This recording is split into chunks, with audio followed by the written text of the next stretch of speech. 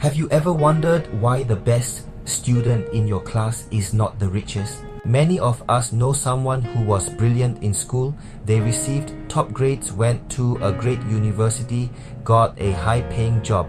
Yet today they struggle with bills, debt, the constant worry about money. They live paycheck to paycheck, trapped in a cycle they cannot seem to escape.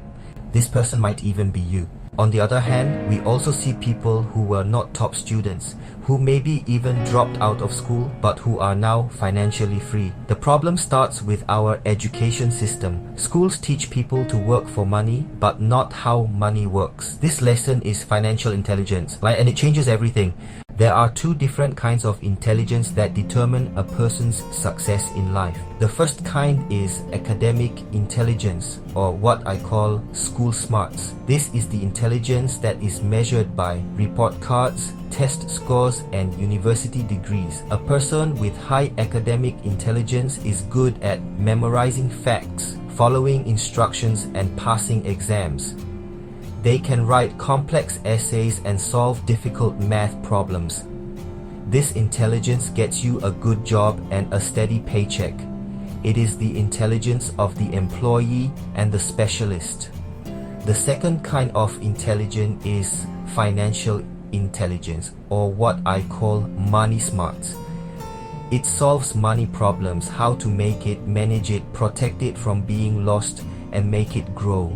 They understand the difference between an asset and a liability.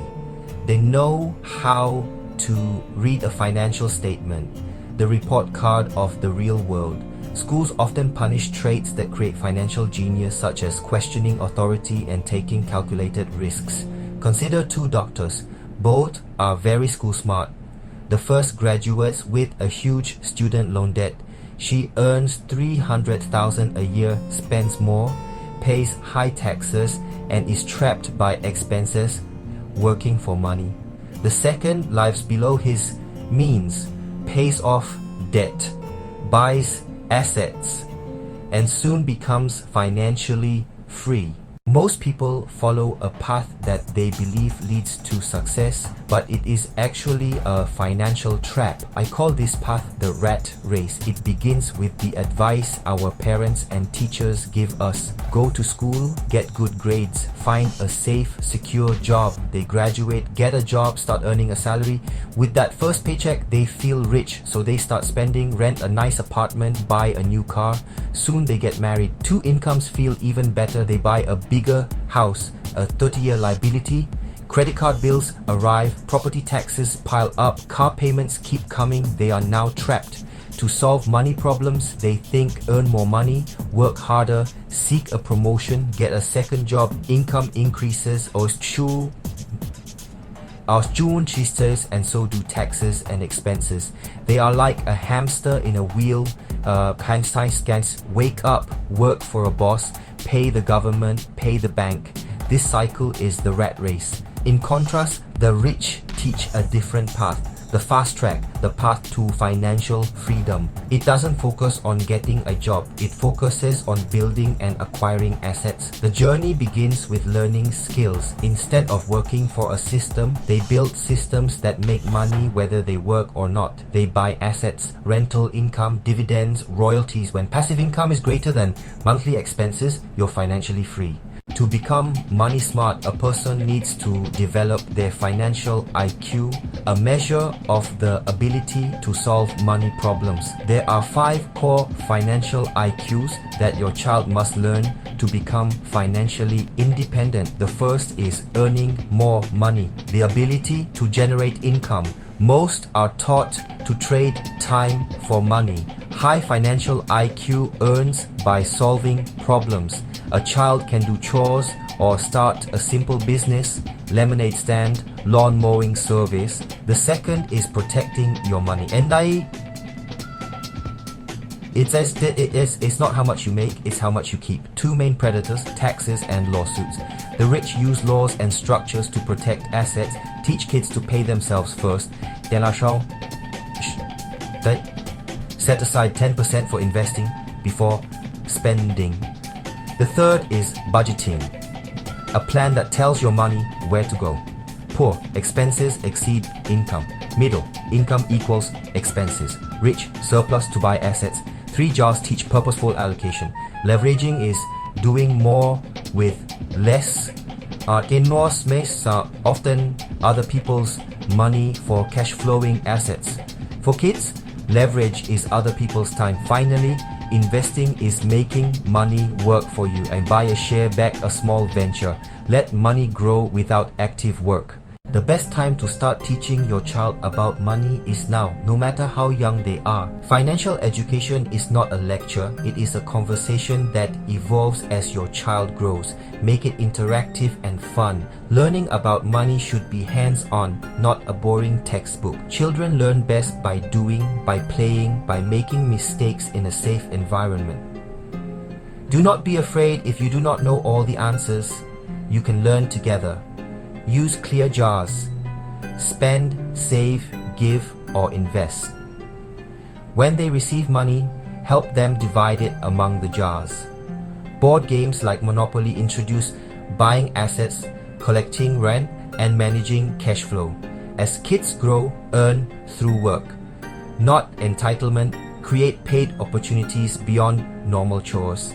Encourage entrepreneurial thinking, bake sales, selling old toys, simple neighborhood services. Allow mistakes with money. Discuss what went wrong. My rich dad said, winners aren't afraid of losing. Build resilience early.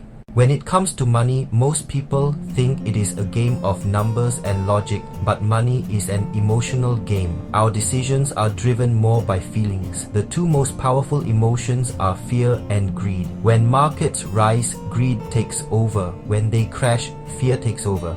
People buy high and sell low. Teach your child to recognize these emotions and to think with their head, not their heart. Patience matters. Investing is not get rich quick, it is get rich surely. It requires discipline and a long-term view. Help them save toward a goal over time. Waiting and working builds financial patience and discipline. Many fear money because they do not understand it. Start small, their own budget, their choices, their successes.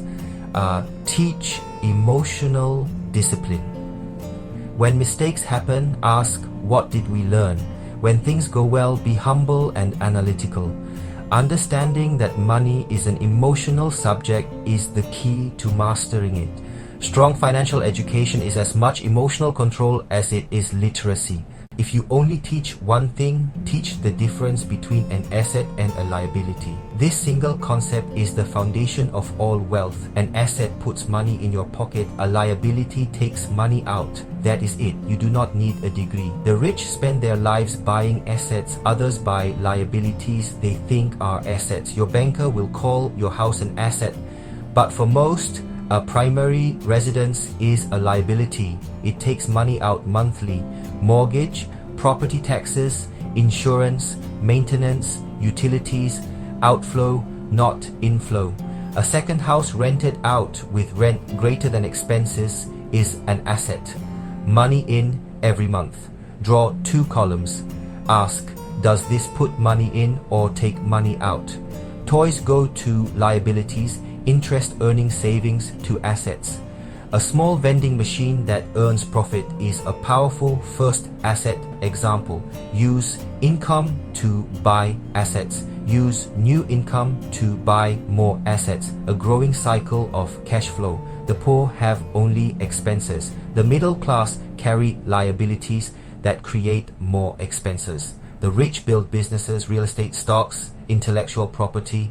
The old advice to climb one corporate ladder for 40 years is gone. A safe job is an illusion. Relying on a single job for security is risky. My poor dad believed in job security. My rich dad believed in financial freedom. See a job as a stepping stone, an opportunity to learn critical skills. Choose jobs for what they teach. Sales to communicate and handle rejection. Admin to build systems, real estate to learn investing from the inside. Know a little about a lot. Sales, marketing, accounting, management, investing. The paycheck is short-term. The skills are long-term assets. Have a side hustle, a small business, an investment portfolio while working. Get paid to learn. then move on to learn the next skill. A job is a great servant, a terrible master. We have covered a lot of ground, but the central message is simple. Schools prepare kids for academic and professional life, but fail at preparing them for financial life. We must fill the gap. The greatest gift is not money, it is financial intelligence, how to create wealth and keep it. This knowledge protects from debt, fear and dependency and empowers choice, freedom and opportunity. Start today. Play money games, use 3 jars, teach assets versus liabilities, talk openly about money at home. Share this lesson, raise money smart kids. Replace rat race anxiety with fast track confidence.